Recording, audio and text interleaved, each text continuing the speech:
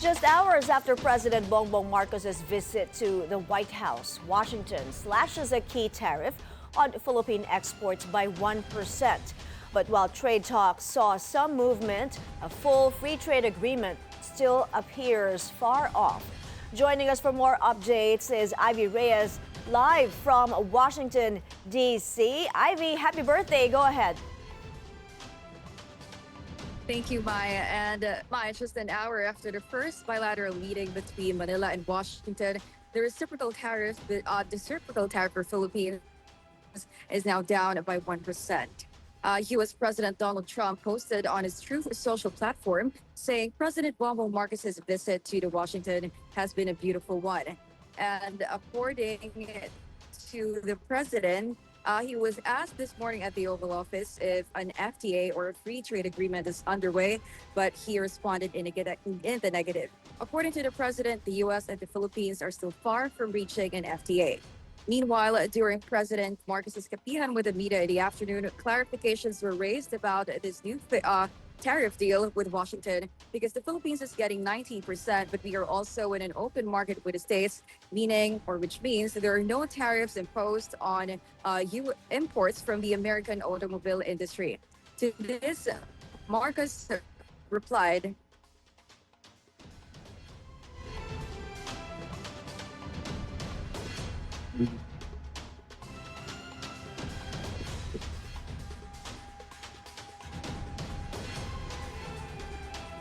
Ivy, we didn't seem to get the soundbite, but I wish you could tell us more because I've seen some posts that showing President Donald Trump and that meeting with our President Bongbong Marcos. It was a cordial meeting from what I've seen, and President Trump even said in jest that PBBM was a tough negotiator. Can you tell us more about that?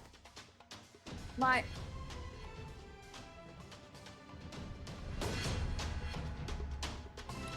according to President Bongbong Marcos, that's really how negotiations go. Why we're only given a 1% decrease from the 20% tariff rate. And the reason as to why our originally 17% tariff rate went up to 20 is an internal matter of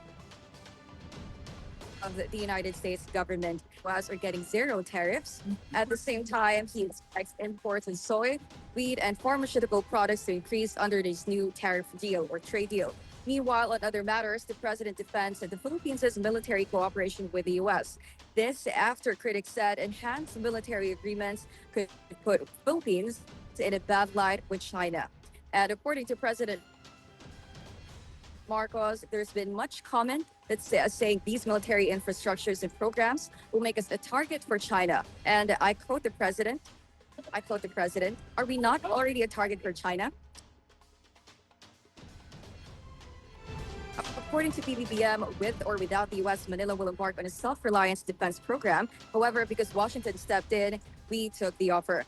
On the approval of the Department of Interior and local government handling typhoon announcements, PBBM said there is nothing special about it, just that streamlining announcements through the DILG would be a quicker action from the government. He also defends DILG Secretary John Vic Remulla, who has recently been drawing flag for what netizens claim in an unserious way of communicating disasters.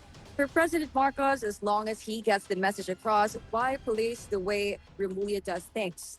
And speaking of disasters, President Marcos also adds to the palace's announcements of halting any sonar-related preparations to give way to relief operations.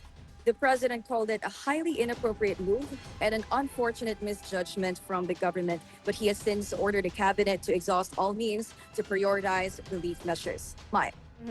So, Ivy, apart from this momentous bilateral meeting, what else are we expecting from PBBM? And also, what are the other activities are lined up after this? The president has flown back to the Philippines at 4 p.m. Here, Washington time. And he told us at the kapihan with the media that he'll be finishing his sauna speech, which he embargoed for about 4 days for this trip because this is an important overseas or official trip. the economic team. All right, thank you for that report. Ivy Reyes there reporting live from Washington, D.C.